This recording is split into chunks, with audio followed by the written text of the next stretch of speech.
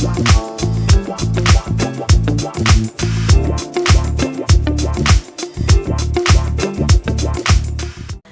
guys, selamat malam semuanya. Selamat datang di podcast Cerita Digitalku. Saya Windy sebagai host dan juga Halo narasumber hari ini yang sangat spesial. Halo guys, saya Riani. Jadi saya diundang buat sharing-sharing nih. Kira-kira apa nih mau kita sharingin Kak?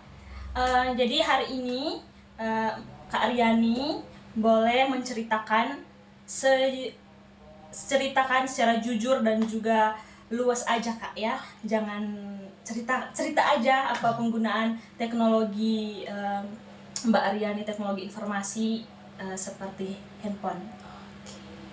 Jadi ini saya cerita soal awal mengenal. Iya, awal menggunakan handphone. Oke, jadi sebenarnya awal menggunakan handphone kayaknya SD ya, kira-kira SD. Soalnya saya juga kurang tahu pasti nih kapan, tapi seiring berjalannya waktu, mungkin karena lingkungan, keluarga juga pada menggunakan handphone, jadi saya dengan sendirinya tahu menggunakan handphone. Jadi zaman dulu tuh zaman-zamannya HP Nokia, BlackBerry lah, zaman HP gitu lah dulu ya. Terus seiring berkembang zaman, saya rasa kayak waktu awal mengenal handphone, pemikiran saya penggunaan handphone ya paling cuman saling hubungin orang gitu, karena saya ngeliat dari pengalaman orang tua saya, jadi saling menghubungi gitu, foto betul. Terus paling cuma kayak kirim-kirim pesan gitu, sampai pada saat saya SMP ya. Singkat cerita, waktu saya SMP ternyata waktu ujian akhir ujiannya kami itu menggunakan handphone. Nah waktu itu kebetulan ya handphone yang saya punya di rumah itu Samsung ya, kurang tahu saya Samsung berapa, tapi waktu itu Samsung. Nah itu punya mama saya. Jadi itu ternyata dari handphone itu waktu awal-awal ya, waktu kita masih remaja, jadi kita penggunaannya kita bingung sendiri nih menggunakan apa. Jadi waktu itu dibuatlah email, terus dibuat daftar inilah buat akses buat ujian. Sampai pada waktu SMA, pertama kali saya dibelikan handphone sendiri. Waktu itu saya sendiri pun bingung ya tentang aplikasi, tentang cara, tentang fitur-fitur yang ada dalam handphone itu. Seiring berjalannya waktu, sampai waktu SMA juga saya belum terlalu mengenali, paling cuman ya aplikasi-aplikasi biasa aja ya. Paling WhatsApp, Google dan lain sebagainya yang diajarkan, dan waktu itu memang kebutuhan buat sekolah. Cuman itu sampai pada setelah selesai SMK, setelah selesai sekolah, saya banyak mengenal aplikasi-aplikasi yang luar biasa bagusnya. Terus waktu tamat SMA juga ternyata pengetahuan lebih luas terkait dengan handphone ini. Jadi dia punya manfaat ini, manfaat itu. Jadi sebenarnya keperasaan saya waktu awal menggunakan handphone tuh, awal menggunakan kita nggak tahu kayak ini sebenarnya bermanfaat gak sih? Sebenarnya apa sih manfaat? Apalagi kita masih kecil kan, waktu itu kita nggak tahu penggunaannya seperti apa ya. Sampai pada selesai SMA, sampai pada perkuliahan sekarang, dan saya baru tahu bahwa ternyata handphone itu sangat berarti dan sangat susah ya untuk dilepaskan. Ya kan Mbak, jadi kita susah untuk lepas dari handphone kita. Itu sih kalau dari cerita awal mula mengenal handphone sendiri. Iya sih, kalau handphone sampai sekarang ini juga banyak sekali yang anak-anak muda masih SD juga sudah pegang handphone sendiri begitu. Banyak anak-anak muda sekarang itu ya mereka hanya menggunakan, tidak seperti dulu ya. Dulu kan tunggu SMA atau SMP, akhir SMP baru bisa pegang handphone. Tapi sekarang banyak sekali anak-anak yang masih kecil, bahkan masih balita, tapi mereka sudah dihadapkan dengan gadget begitu. Jadi setiap hari mereka nonton TikTok atau apa begitu di handphone. Tontonannya bayi-bayi zaman sekarang aja beda kan.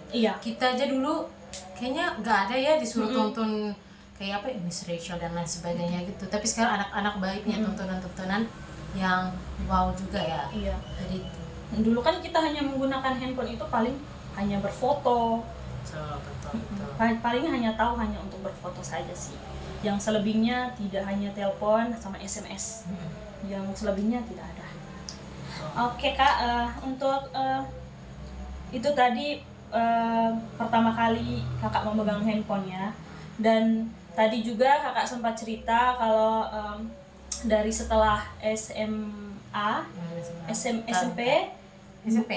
mengenal aplikasi kan tadi. Iya. Untuk aplikasinya itu, aplikasi contohnya apa aplikasi yang Kakak gunakan, yang Kakak rasa bahwa itu aplikasi yang hingga sampai saat ini Kakak masih pakai dan juga sangat bermanfaat lah. Oke, jadi di handphone sendiri kan banyak kan ya aplikasi-aplikasi bawaan kan. Iya. Jadi kalau misalnya zaman-zaman dulu paling yang saya ketahui sendiri itu kayak Facebook, Iya. YouTube, paling kayak aplikasi-aplikasi bawaan lainnya sama aplikasi ya tontonan sih paling itu aja ya. Iya. Sampai pada SMA berlanjut sampai sekarang yang saya rasa itu punya impact juga lumayan besar dalam hidup saya, yakni salah satunya adalah TikTok, Kak. Oh iya. Jadi TikTok ini saya rasa aplikasi yang wow ya. Jadi dia ini kan boomingnya juga pas pandemi ya kalau nggak salah itu baru booming, adanya video-video gitu. Terus dia itu ternyata ada hiburan tapi diselipkan dengan edukasi. Jadi saya waktu awal mengenal TikTok, sebenarnya awal kenal TikTok tuh saya rasa kayak biasa aplikasi tontonan-tontonan cerita pendek-pendek gitu. Sampai pada tahun 2019 tuh dia sudah mulai pesat ya perkembangannya, banyak orang yang menggunakan TikTok, terus dia juga terkenal di seluruh dunia. Jadi TikTok itu bukan cuman aplikasi tontonan biasa, tapi dia tuh terselip edukasi. Jadi dari dalam itu saya bisa belajar tentang penggunaan banyak tutorial, kadang juga tugas kuliah, apalagi soal mengedit nih Kak. Soalnya saya sendiri kurang pakar dalam mengedit, tapi waktu saya lihat TikTok dia punya selipan-selipan tutorial. Jadi sebenarnya itu membantu banget. Terus kita bisa dapat informasi juga dari luar negara ya, di seluruh dunia, seluruh belahan dunia kita dapat informasi, bukan cuma di Indonesia. Kakak sendiri pasti ngerasain itu kan. Kita juga bisa belajar kan dari TikTok. Terus dan akhir-akhir ini ternyata TikTok itu sangat membantu kita dalam perekonomian loh. Jadi banyak orang yang live, terus posting-postingan di TikTok itu bisa menghasilkan uang. Jadi itu suatu hal yang wow ya. Bagi saya itu suatu hal yang wow karena kalau kita bicara tentang aplikasi, setiap aplikasi itu punya manfaat masing-masing. Tapi saya rasa sangat amazing, sangat merasa luar biasa gitu dapat mengenal aplikasi TikTok. Apalagi kan pasti semua kalangan tuh pasti nonton TikTok. Iya. Kakak sendiri juga kan? Iya. Betul. Menurut kakak sendiri tuh gimana soal TikTok? Kita saling berbagi cerita gitu. Ya kalau untuk TikTok kurang lebih sama ya. Betul. Sekarang itu kan banyak sekali penggunaan TikTok, bukan hanya sebagai tontonan, bukan hanya sebagai bukan untuk live, tapi banyak sekali bahkan untuk pencapaian itu juga kan dari TikTok. Banyak orang yang tenar atau apa begitu kan lewat TikTok. Jadi bukan hanya di Indonesia tapi di dunia juga kita bisa tahu gitu. Jadi TikTok sendiri kan ini sekarang ada penghargaan kan, TikTok Awards lah begini-begini. Jadi kita tuh bisa mengenal orang, walaupun orang itu sebenarnya kayaknya orangnya nggak ada di lingkungan kita, tapi kita bisa punya banyak relasi gitu ya di TikTok kan, banyak pengikut, banyak relasi. Jadi pintar-pintar kita lah untuk mengelola itu, menjadikan itu sebagai cuan, sebagai pendapatan. Iya betul. Sebagai juga bahan pelajaran kan, banyak sekali sekarang dunia juga masing-masing punya TikTok sendiri gitu. Jadi mereka dari luar negeri juga bisa belajar tentang Indonesia, dan kita juga bisa belajar dari luar negeri begitu. Bahasanya dan juga mereka budayanya seperti apa kita juga bisa tahu gitu. Banyak sekali manfaatnya di TikTok. Jadi semuanya itu ada manfaatnya ya, teman-teman. Jadi apa perubahan paling besar yang kakak rasakan? Perubahan ya. Jadi sebenarnya perubahan itu saya rasakan sangat besar, cukup besar ya, cukup berdampak karena waktu terakhir kali pendidikan waktu SMA, saya rasa saya tuh begini-begini saja. Saya kayak kurang keluar daripada comfort zone. Saya tetap di lingkungan yang nyaman saja, zona nyaman saya. Tapi setelah saya kuliah, apalagi setelah saya mengenal teknologi kita semakin luas begitu, terus salah satunya aplikasi TikTok. Nah, aplikasi TikTok ini dia tuh media hiburan menurut saya. Saya dulunya yang malu-malu gitu Kak, malu-malu, terus bingung ini gimana, sampai akhirnya saya di TikTok saya bisa bikin video sendiri nih Kak. Saya bikin video, terus saya melihat diri saya sendiri, dan ternyata sebenarnya aplikasi-aplikasi itu punya manfaat. Dia sangat membantu saya. TikTok ini membuat saya untuk keluar dari comfort zone saya. Jadi saya bikin video TikTok, saya joget-joget, bersukacita bersama teman-teman, juga live kan dapat teman baru. Jadi awalnya diri pribadi saya yang malu-malu. Setelah saya ketemu TikTok, apalagi kita live kan kita biasanya banyak yang join kan, banyak orang luar yang join. Itu saya dapat banyak kenalan baru. Jadi TikTok ini tuh bantu saya untuk punya relasi yang lebih luas. Dia juga banyak nilai ajaran yang didapat. Apalagi perkuliahan sekarang nih editing gitu kan. Saya kurang paham, kurang ahli dalam mengedit.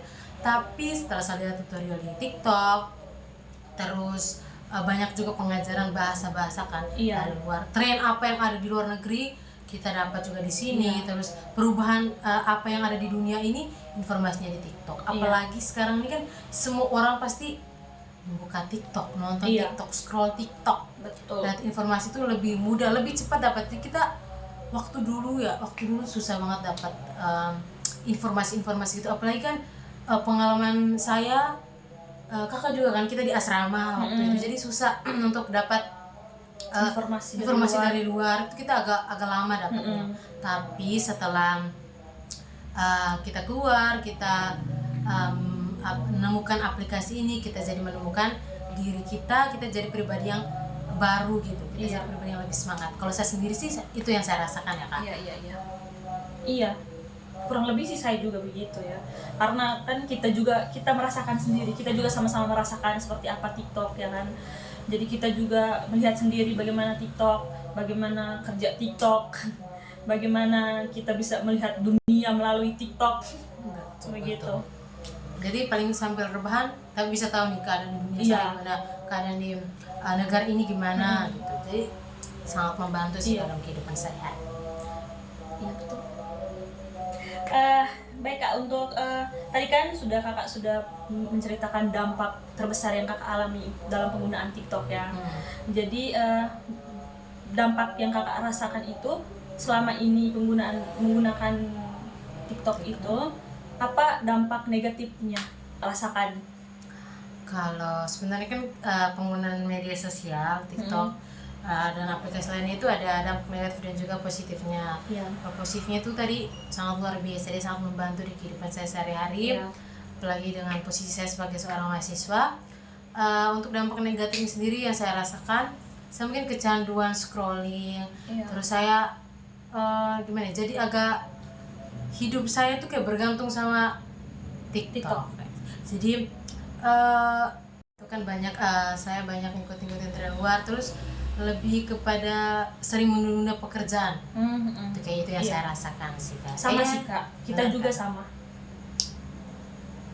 Kayaknya sih cuman itu aja sih yang dampak negatif yang saya rasakan. Nah, pribadi saya gitu rasakan. Oke Kak, itu tadi sudah ada pengalaman negatif Kakak, pengalaman positif, dan juga cerita bagaimana penggunaan pertama teknologinya, handphonenya, sampai dengan aplikasi. Dan bagaimana, apa saran Kakak kepada teman-teman di luar sana yang penggunaan teknologi informasi handphone, dan juga dimana handphone sekarang kan banyak aplikasi, salah satunya tadi seperti TikTok, dan saran apa untuk teman-teman di luar sana dalam penggunaan aplikasi di handphone ini? Jadi saran untuk para pengguna aplikasi, apalagi kita media sosial ya, sebenarnya kita harus lebih bisa tahu cara untuk menggunakannya. Tentunya kita untuk ada edukasi ini kita untuk tahu dasar-dasar cara penggunaan TikTok, penggunaan media sosial, karena ini sangat dia punya impact besar ya buat kehidupan kita. Jadi kembali lagi di TikTok kan sekarang tuh banyak banget yang berkomentar-komentar terhadap postingan-postingan orang. Jadi kita lebih peduli, kita jaga ketikan kita, jaga tutur kata kita, supaya jaga etika ya. Benar, karena aplikasi itu tergantung kita memanfaatkannya seperti apa. Jika kita memanfaatkannya dengan baik, dia pasti sangat membantu kita. Tapi kalau kita memanfaatkannya dengan kurang tepat, bisa saja dia bisa menjatuhkan kita. Gitu. Sebenarnya di balik sharing hari ini, saya juga punya sedikit pengalaman lucu sih dalam penggunaan itu. Jadi kalau misalnya sering nonton itu kan kita banyak lihat orang dengan berbagai kriteria kan, berbagai dengan tingkah laku yang bervariatif. Sebenarnya ada di balik cara penghiburan orang terhadap kita, di balik apa yang kita tonton, ternyata terselip sesuatu yang punya maksud yang baik. Gitu. Paling cuman itu aja sih, kayak sharing-sharing singkat gitu kan. Oke, terima kasih banyak ya Kakak Riani sudah menemani, sudah sharing pengalaman tentang penggunaan teknologi digital handphonenya khususnya, dan pengalaman-pengalaman kakak dampaknya. Tadi kita juga sama-sama sudah mendengarkan bagaimana penggunaan TikTok terkhusus saat sekarang ini, bagaimana perkembangan teknologi hingga hari ini. Dan hanya untuk itu saja teman-teman, sekian dari kami pamit undur diri. Bye bye, sampai jumpa lagi di video selanjutnya.